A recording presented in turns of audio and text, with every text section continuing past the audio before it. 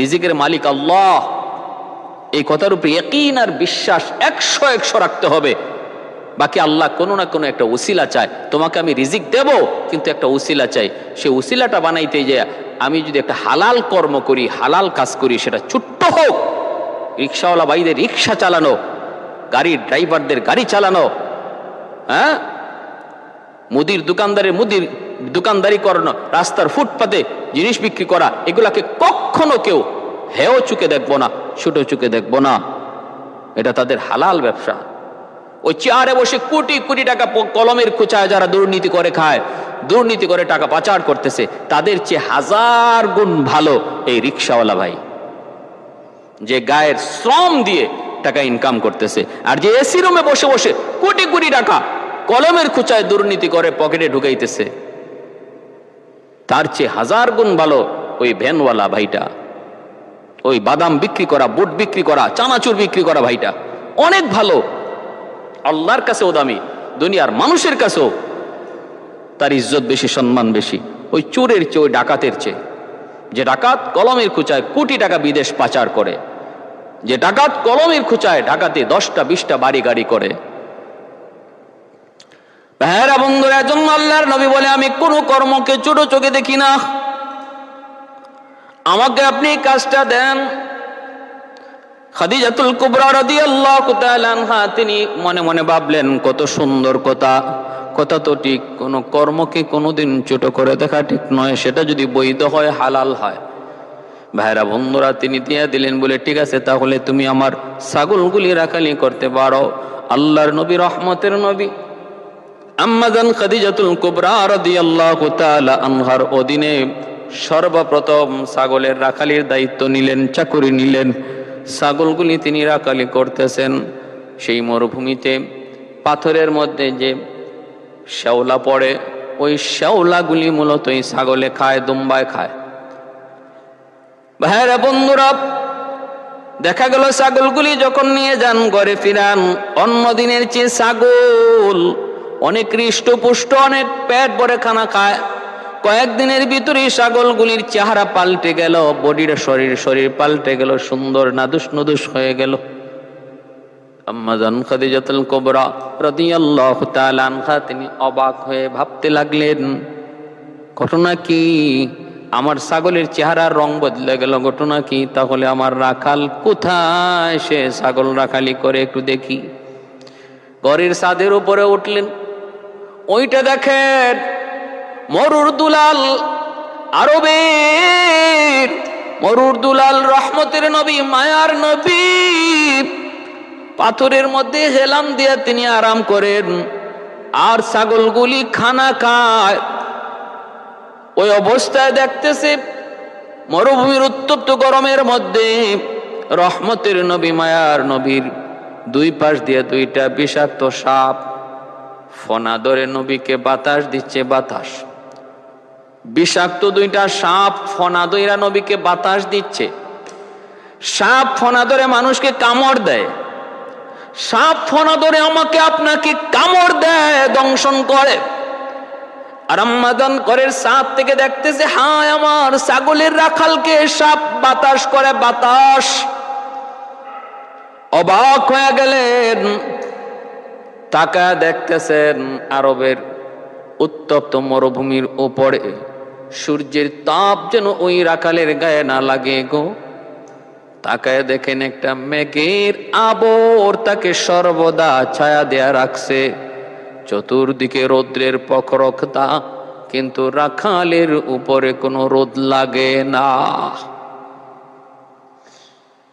খাদিজাতুল কুবরা রাদিয়াল্লাহু তাআলা আনহার চোখগুলো বড় বড় হয়ে গেল, হায় আমি কাকে রাখাল বানাইলাম,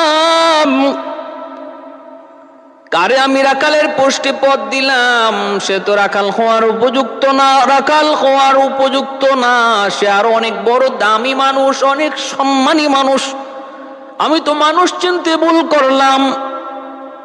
এরপরে আম্মা জান তাকায় দেখেন পাশে একটা মস্ত বড় কুয়া, ওই কুয়ার পানিটা প্রায় 70 হাত নিচে, বালতি ফালায় পানি উঠাইতে হয়, অনেক মানুষ টাইনা টাইনা পানি তুলতে হয়।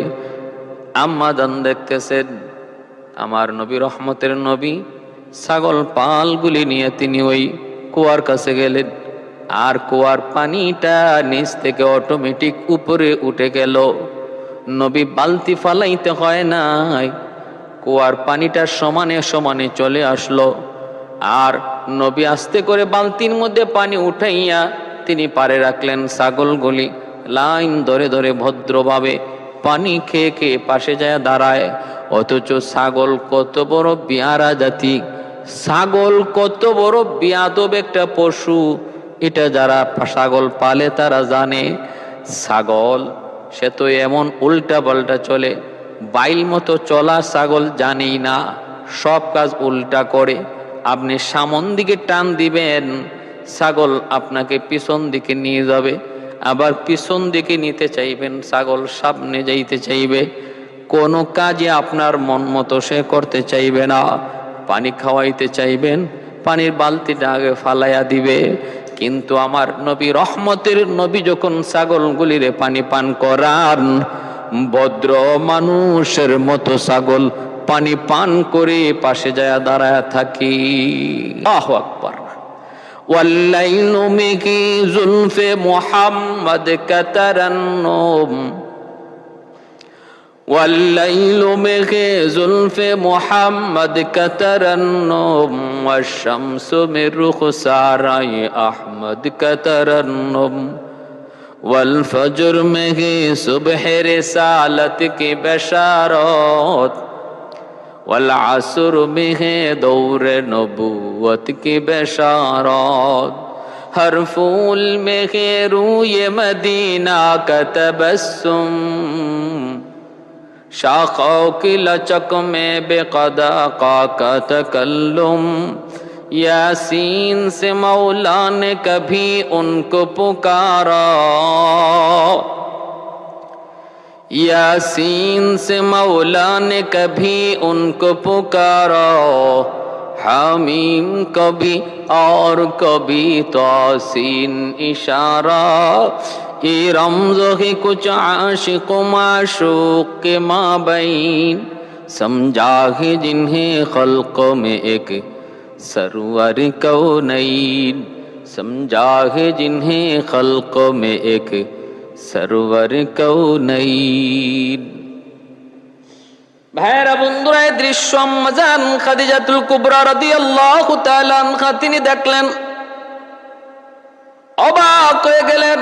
এইবার তিনি ভাবতেছেন, যারে সাপে বাতাস দেয়, আকাশের মেঘ যারে ছায়া দেয়, ছাগলগুলি যার সামনে ভদ্রতা দেখায়, সে সাধারণ কোনো মানুষ নয়।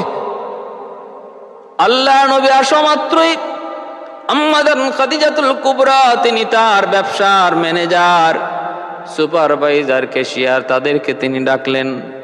ডাইকে তিনি সকালবেলায় সবাইকে সম্বোধন করে বলতেছেন, শুনো, আমি একটা সিদ্ধান্ত নিয়েছি। এতদিন পর্যন্ত তোমরা জানতে মুহাম্মদ শুধু আমার ছাগলের রাখাল। আজ থেকে আমি খাদিজা সিদ্ধান্ত নিলাম, মুহাম্মদ হলো আমার ব্যবসার চিফ ম্যানেজার। চিফ ম্যানেজার, প্রধান ম্যানেজার, সকল ব্যবসার ম্যানেজার হলো মুহাম্মদ। আজকে থেকে তার দায়িত্ব ছাগল চরানি নয়, তার দায়িত্ব হলো আমার ব্যবসার ম্যানেজারি করা।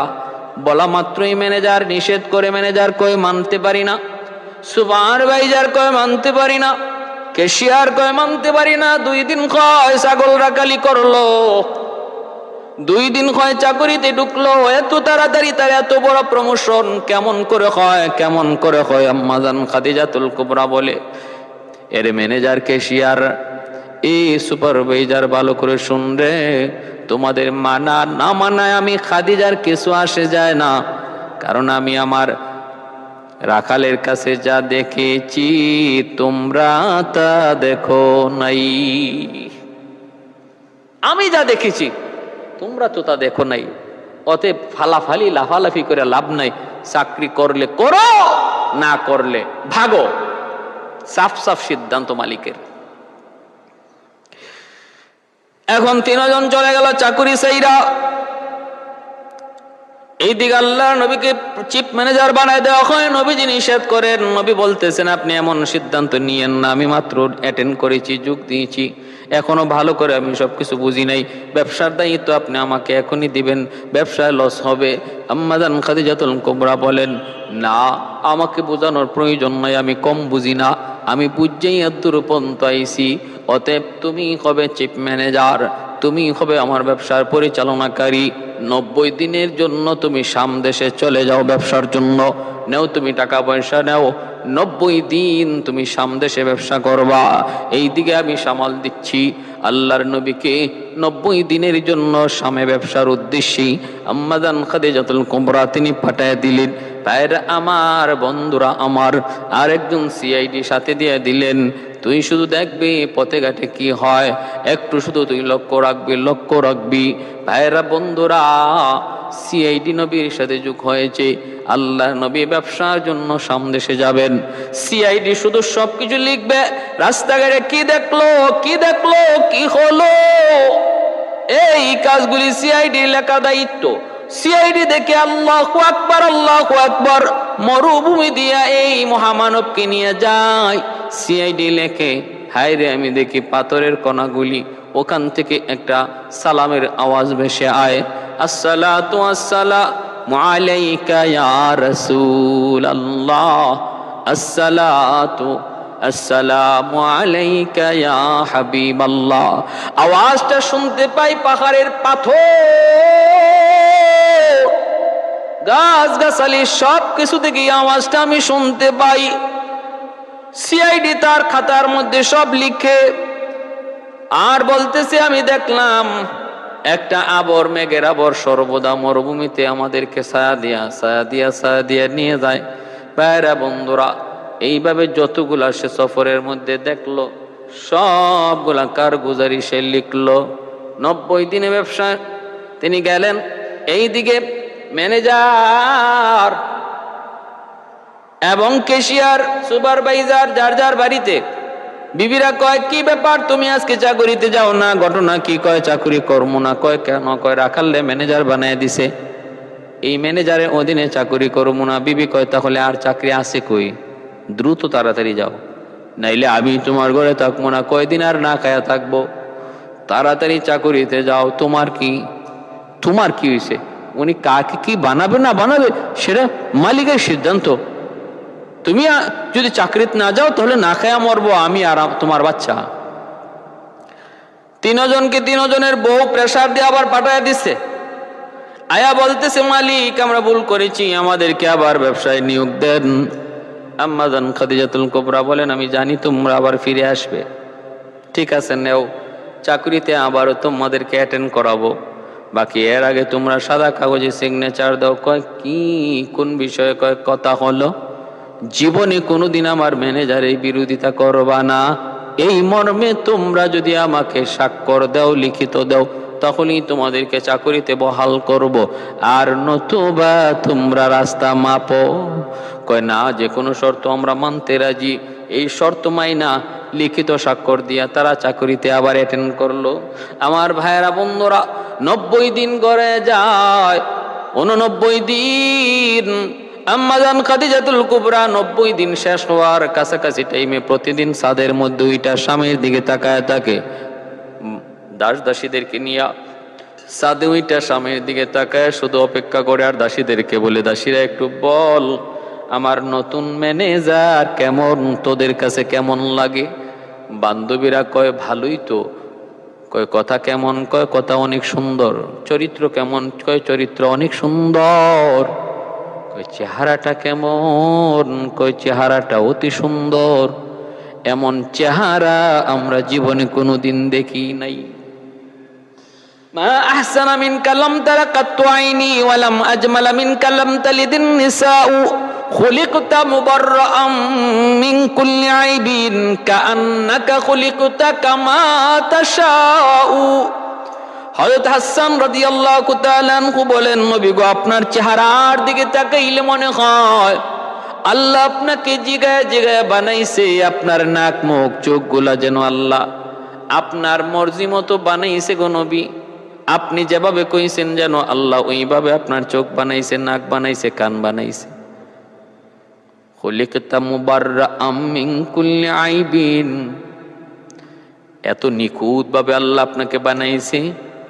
কাআন্নাকা খুলিকতা কামা তাশাউ, ওগো নবী আপনি বলছেন যেন আল্লাহকে, আল্লাহ আমার চোখটা এইভাবে বানাও, আল্লাহ ওইভাবেই বানাইছে। নবী গো, আপনার নাকের দিকে তাকাইলে মনে হয় আপনি বলেছেন মালিক নাকটা ওইভাবে বানাও, আল্লাহ যেন ওইভাবেই বানাইছে। পৃথিবীতে কোনো মানুষকে আল্লাহ তার মর্জি মতো বানাই নাই, বরং আল্লাহর মর্জি মতো বানাইছে। আর আপনার দিকে তাকাইলে মনে হয় আপনি যেভাবে কইছেন, কারণ পৃথিবীর শ্রেষ্ঠ চোখটা আল্লাহ আপনাকে দিছে, পৃথিবীর শ্রেষ্ঠ নাকটা আল্লাহ আপনাকে দিছে, পৃথিবীর শ্রেষ্ঠ কপালটা আল্লাহ আপনাকে দিছে, পৃথিবীর শ্রেষ্ঠ চুল মুবারক আল্লাহ আপনাকে দিছে, পৃথিবীর শ্রেষ্ঠ কান মুবারক আল্লাহ আপনাকে দিছে, পৃথিবীর শ্রেষ্ঠ দাঁত মুবারক আল্লাহ আপনাকে দিছে। অতএব মনে হয় যেভাবে আপনি চাইছেন ওইভাবে আল্লাহ আপনাকে বানায়া দিছি। এত সুন্দর, এত সুন্দর আমার নবী, রহমতের নবী, মায়ার নবী। ভাইয়েরা বন্ধুরা, ওই অবস্থায় আল্লাহর নবী, রহমতের নবীর সৌন্দর্যের প্রশংসা আল্লাহ বলতেছে, জিবরাইল আমার বন্ধুর চেহারা দেখে হালিমায় কয় জীবনে কোনোদিন এত সুন্দর চেহারা দেখে নাই। আমেনা কয় এত সুন্দর চেহারা কোনোদিন দেখে নাই। ও জিবরাইল তুমি বলো আমার বন্ধুর মতো কাউরে দেখছো নি? জিবরাইল কয় মালিক, পৃথিবীর উত্তর থেকে দক্ষিণ, পূর্ব থেকে পশ্চিম তাম পৃথিবী সফর করেছি আমি জিবরাইল। ওগো মালিক, কসম করে বলি তোমার বন্ধুর মতো দ্বিতীয় আরেকজন আমি পৃথিবীর কোথাও দেখি নাই। এবার আল্লাহ বলতেছে, জিবরাইল আমি আল্লাহ কি বলি শোনো, তুমি কেমন করে দেখবা, হালিমা কেমন করে দেখবে, আমেনাও কেমন করে দেখবে। আমি আল্লাহ কি বলি শোনো, আমার বন্ধুর মতো এত সুন্দর করে আরেকজন পৃথিবীতে আমি আল্লাহ অতীতে বানাই নাই এবং ভবিষ্যতেও বানাবো না। সুবহানাল্লাহ। এজন্য নবী কয় আনা মালিহুন ওয়া আখি ইউসুফু সাবিহুন, আমি নবী হলাম সর্ব অঙ্গে সুন্দর, আর আমার ভাই ইউসুফ ছিল শুভ্র।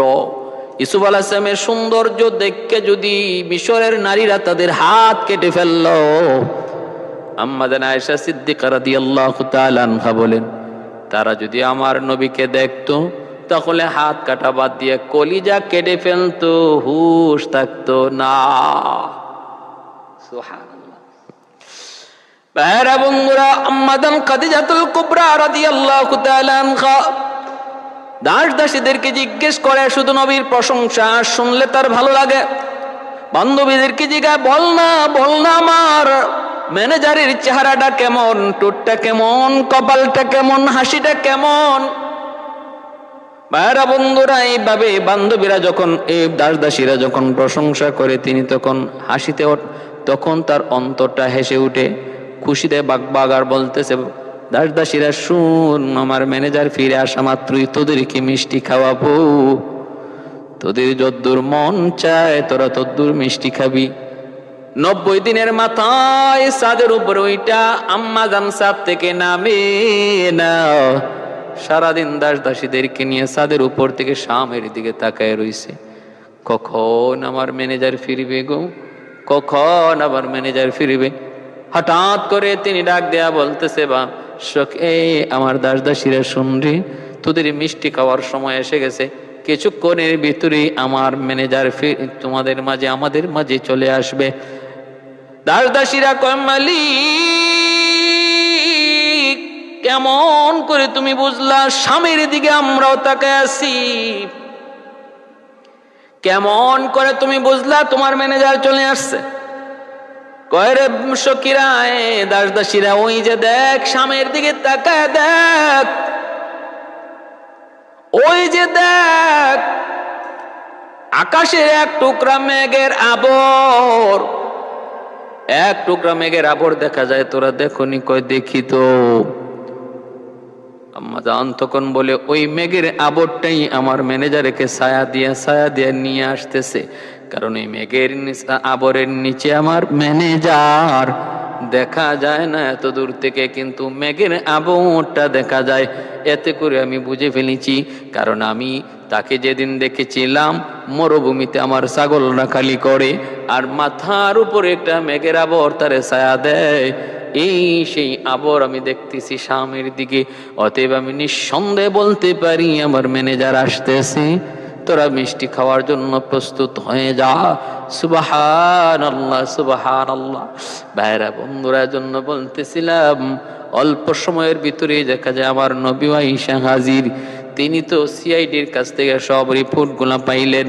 তাওরাত, ইনজিল, জাবুর কিতাবের পণ্ডিত ছিলেন আম্মা জান খাদিজাতুল কুবরা। ম্যানেজার কি ঘটলো সব সিআইডি যখন তার কাগজে কলমে শোনায়া দিল, এইবার তিনি তাওরাতের সাথে মিলান, ইনজিলের সাথে মিলান, জাবুরের সাথে মিলান, মিলায়া আম্মাজান সিদ্ধান্ত নিয়ে নিলেন। ফাইনাল তার বুঝ হয়ে গেল ইনি হলেন আখিরি জমানার নবী। কারণ আখিরি জমানার নবীর যতগুলি আলামত তাওরাত কিতাবে রয়েছে, সবগুলি আলামত আমি মুহাম্মদুর রাসূলুল্লাহর কাছে পেয়েছি। অতএব ইনি হবেন আখিরি জমানার নবী।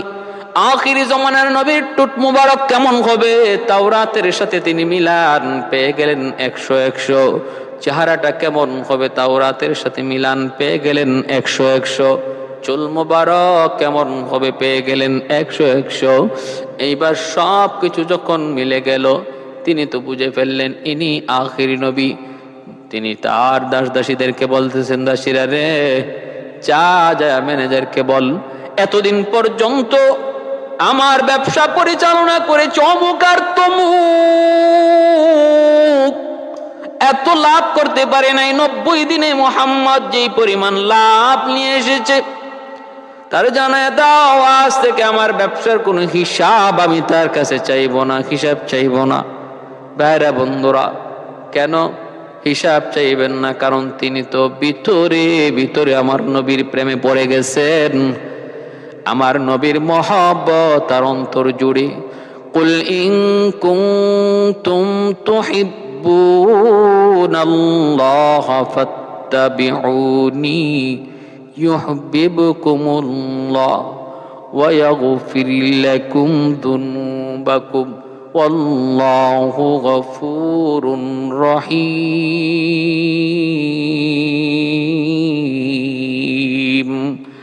আমার নবী রহমতের নবীর প্রেমে পড়ার জন্য আমার আল্লাহ তো নির্দেশ দিয়েছে, আমি আল্লাহকে ভালোবাসতে চাও আগে আমার বন্ধুকে ভালোবাসো।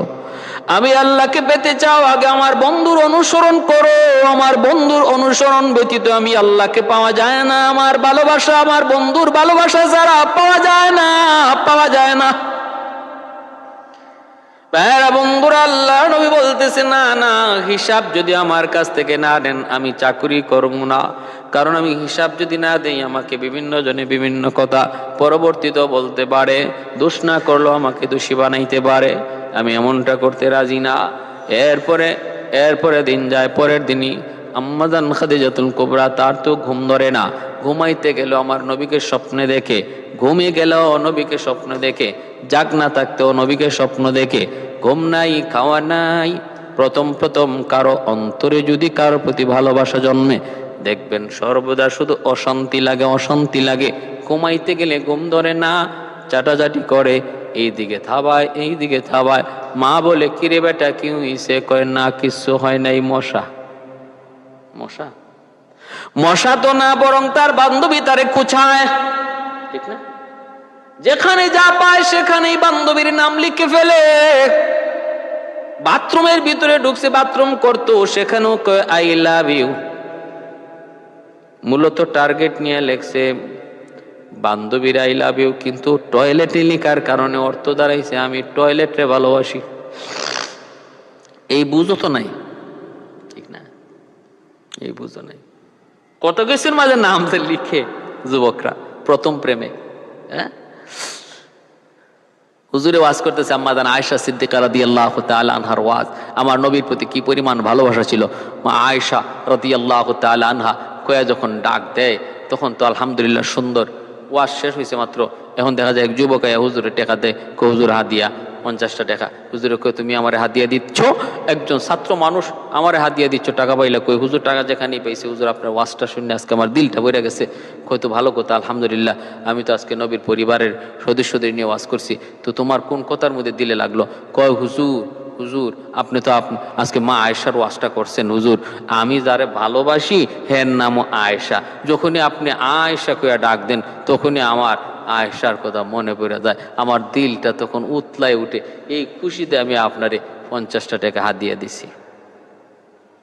কি বুঝেন ভাইরা বন্ধুরা? জন্য বলতেছিলাম, মা খাদিজাতুল কুবরা রাদিয়াল্লাহু তাআলা আনহা দাস দাসীদের মাধ্যমে আমার নবীর কাছে বিয়ের প্রস্তাব পাঠায়া দিলেন। যাও তোরা যায় বল, মুহাম্মদকে যায় বল আমি তারে বিয়ে করতে প্রস্তুত, আমি তার প্রেমে পাগল, আমি আর কিছু বুঝি না, আমি তার কাছে বিয়ে বসতে রাজি, সে বিয়ে করবনি।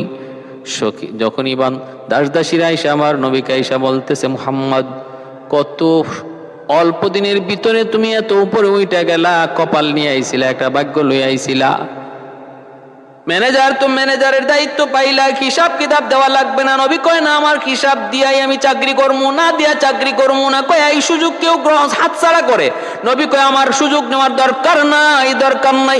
আমাদের দেশের কোনো দায়িত্বশীলকে সরকার যদি কয় তুমি সোনালী ব্যাংকের ম্যানেজার, তোমার চাকরি করো, ডিউটি করো, তোমার হিসাব লাগবে না, কি মনে করেন? হিসাব লইয়েই তো সরকারে কুল পায় না। কোটি কোটি টাকা কোন দিক দিয়ে যে বিদেশ পাচার করে দেয় খবর নাই। আর যদি সরকারে কইতো যে তোমার হিসাব আমি নিমু না, তাইলে উপায়টা কি হতো? ভাইয়েরা বন্ধুরা, জন্য দেখা যায় কি আল্লাহর নবী রহমতের নবীর কাছে বিয়ের প্রস্তাব পাঠানো মাত্রই মায়ার নবী চাকরি সাইরা সোজা চলে গেলেন বাড়িতে। চাকরি সাইরা নবী রাগ করে চলে গেলেন বাড়িতে। আবু তালিব জিজ্ঞেস করে, বাতিজারি ও বাতিজা, কেন চাকরি সাইরা চলে আসছো, ঘটনা কি?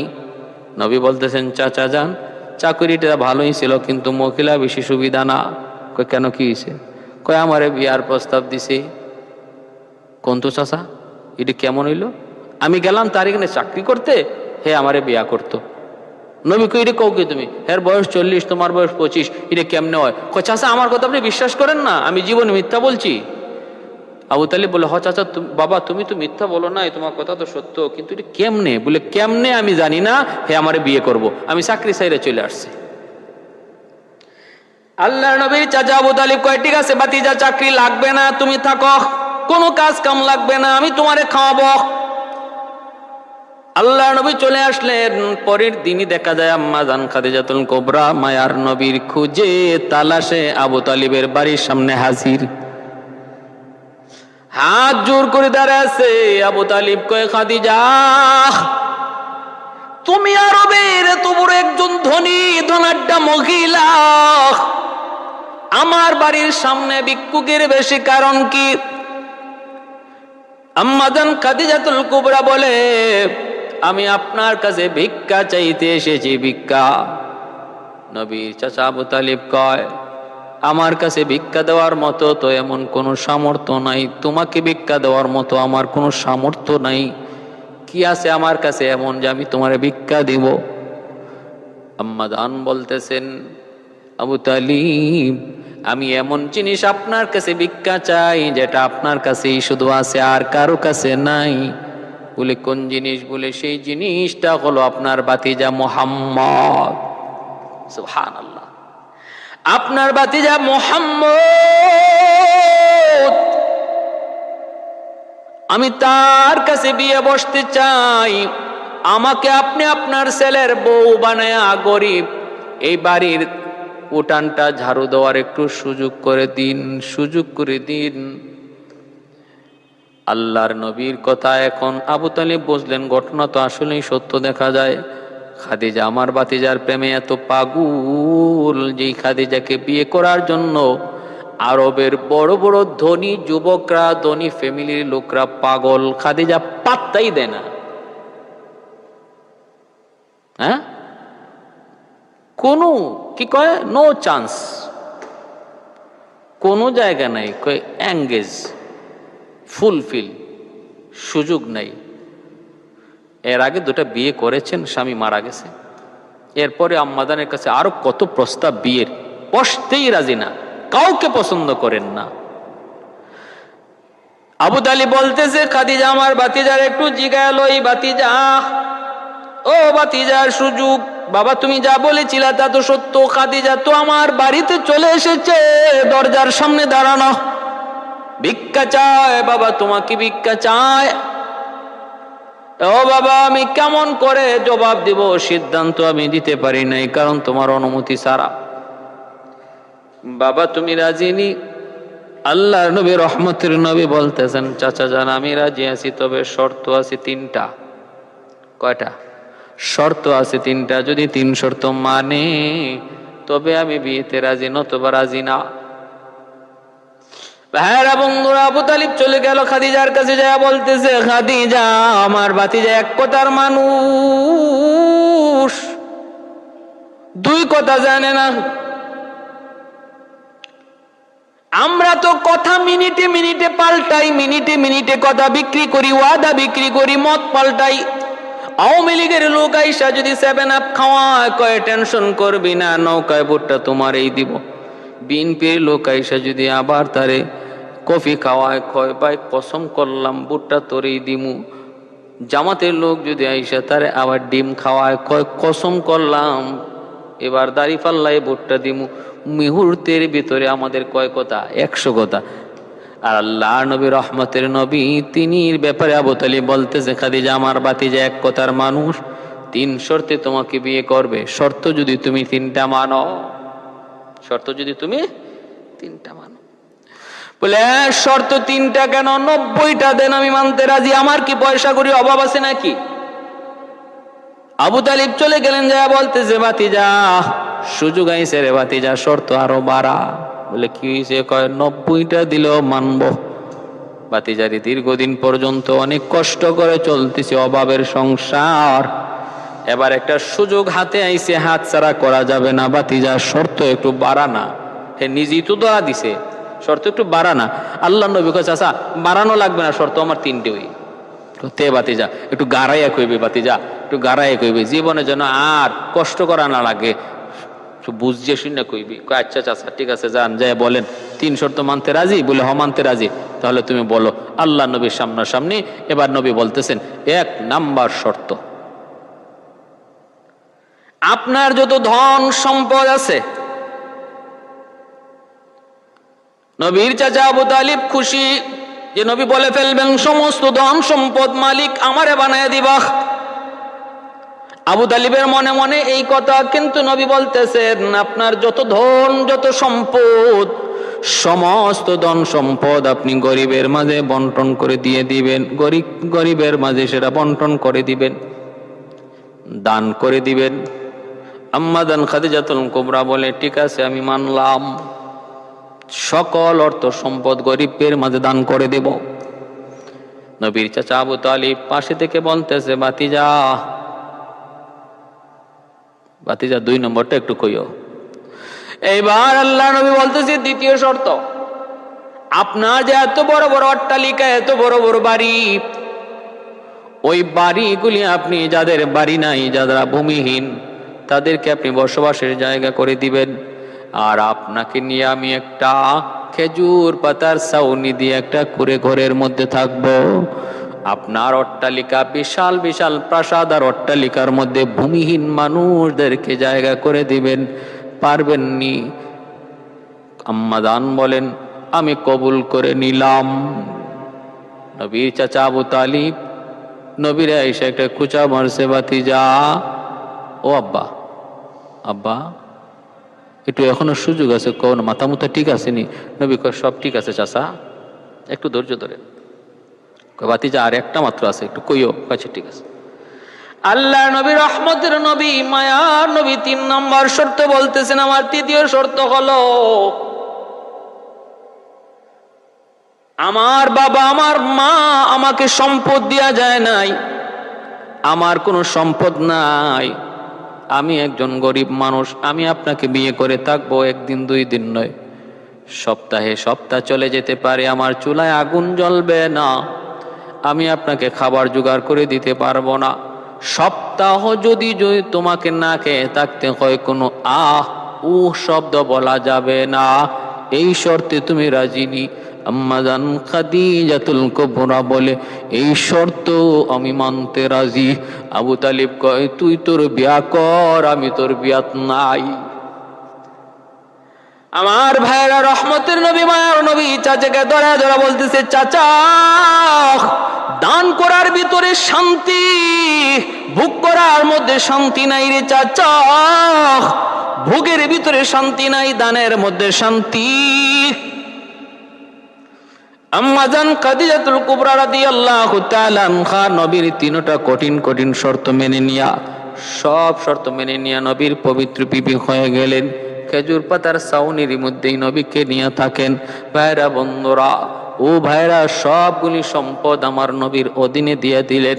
নবী সবগুলি সম্পদ গরিবের মাঝে দান করে দিলেন। আমার নবী আম্মাজান খাদিজাতুল কুবরার সমস্ত সম্পদ গরিব দুঃখী মানুষের মধ্যে দান করে দিলেন। মালিক বানায় দিলাম নবীকে, নবী দান করে দিলেন গরিবকে। এ ভাইরা বন্ধুরা, ইনি হলেন রহমতের নবী, মায়ার নবী। যেই নবী দাওয়াতের কাজ করতেন, আম্মাজান সারাটা রাত দরজার পাশে দাঁড়ায় দাঁড়ায় কাঁদতেন, অপেক্ষা করতেন। আমার নবী কখনো এসে দরজায় ডাক দিয়া বলবেন খাদিজা, সাথে সাথে দরজা খুলে দেওয়া লাগবে। নবী যতক্ষণ বাহিরে থাকতেন, আম্মাজান খাদিজাতুল কুবরা তিনি ঘুমাইতেন না। নবী যখন মক্কায় কাফেরদের সামনে দাওয়াত দিতেন, আম্মাজান পিছনে ঢাল হয়ে দাঁড়ায় থাকতেন। কারণ মক্কার মানুষ এমন কোন মানুষ নাই আম্মাজান খাদিজাতুল কুবরার সাহায্য পায় নাই। ওনার চোখের সামনে আমার নবীর গায়ে আঘাত, কেউ সাহস করে না, সাহস করে না। এইভাবে আমার নবীর সাথে সংসার কাটাইছেন। 4টা মেয়ে সন্তান আর 2টা ছেলে সন্তান জন্ম দিছেন। ভাইরা বন্ধুরা, 2টা 3টা ছেলে সন্তান আর 4টা মেয়ে সন্তান, 7 জন সন্তান। ভাইরা বন্ধুরা, আমার নবী রহমতের নবীর পবিত্র বিবি, সর্বপ্রথম বিবি খাদিজাতুল কুবরা রাদিয়াল্লাহু তাআলা আনহা মক্কা শরীফের জান্নাতুল বাকিতে যিনি শুয়ে আছেন। হজ করতে যাবেন, জান্নাতুল বাকিতে যাবেন, যায় দেখবেন সাদা সিধা কবর পড়ে আছে আম্মাজানের। এত কোনো জৌলুসতাও নাই। যার ইসলামের এত বড় অবদান, সর্বপ্রথম যিনি কালেমা পড়ে মুসলমান হয়েছেন, ইসলামের সর্বপ্রথম কালেমা পড়ার সৌভাগ্য যার রয়েছে, তিনি একজন পুরুষ নন, তিনি হলেন একজন নারী। তিনি হলেন একজন নারী, আমার নবীর পবিত্র বিবি। এজন্য ভাইরা বলতেছিলাম, সারাটা জীবন নবীর জীবনে ছায়ার মতো ছিলেন। এরপরে ভাইরা বন্ধুরা, এরপরে আমার ভাইরা, আল্লাহ নবী রহমতের নবীর ব্যাপারে যখনই ওনাকে কেউ কিছু বলতো যে তুমি এত বড় একজন ধনী মহিলা, তুমি মুহাম্মদকে বিয়ে করলা, তখন আম্মাজান বলতেন, শোনো, আমার স্বামী মুহাম্মদের নাই কি? সবই তো আছে, শুধু একটা জিনিস নাই। বলো তো, আমার স্বামী মুহাম্মদের বংশ আরবের সর্বশ্রেষ্ঠ বংশ? বলে হ। সুন্দর আরবের না, শুধু পৃথিবীর শ্রেষ্ঠ সুন্দর? বলে হ। চরিত্র? বলে পৃথিবীর শ্রেষ্ঠ সুন্দর চরিত্র? বলে হ। কত নাই কি? কয় অর্থ নাই? আম্মাজান খাদিজা বলেন, নাও, আমার সম্পদ সব আমার স্বামীর মালিক বানাই দিলাম। এখন কো আমার স্বামীর কোন দিক দিয়ে তোমার খাটো? কয় না, এখন কোনো দিক দিয়ে খাটো নাই, সব নবীর তলে দান করে দিছেন। আর নবীর খাদেম হইয়া সারা জীবন নবীর সঙ্গিনী ছিলেন। এজন্য রসুল বলতেন যে, আয়েশা, তোমরা আমার সুখের দিনের সঙ্গী, আর আমার খাদিজা ছিলেন দুঃখের দিনের সাথী, আমার দুঃখের দিনের বান্ধবী, দুঃখের দিনের স্ত্রী। আমার খাদিজার ব্যাপারে তোমরা কেউ কিছু বইল না, আমি রসুল সইতে পারি না। আল্লাহ আমাদের সবাইকে নবীর আদর্শ মতো চলার, আর আমার মা বোনদেরকে আম্মাজান খাদিজাতুল কুবরা রাদিয়াল্লাহু তাআলা আনহার আদর্শবান হওয়ার, স্বামীর জন্য নিবেদিত প্রাণ হওয়ার, সর্বদা স্বামীকে খুশি রাখার, এবং স্বামীকে আল্লাহর পথে দ্বীনের লাইনে চলার জন্য একজন স্ত্রী স্বামীর জন্য সহায়ক হওয়ার তৌফিক আল্লাহ দান করুন। নবী বলেন, যে স্ত্রী ফজরের সময় উঠে স্বামীকেও ফজরের সময় ডাক দেয়, অথবা না উঠলে চোখে একটু পানি ছিটা দেয়, এই দুজনের উপরে আল্লাহর রহমত বর্ষিত হয়। আল্লাহ আমাদের সবাইকে আমল করার তৌফিক দান করুন। আমিন।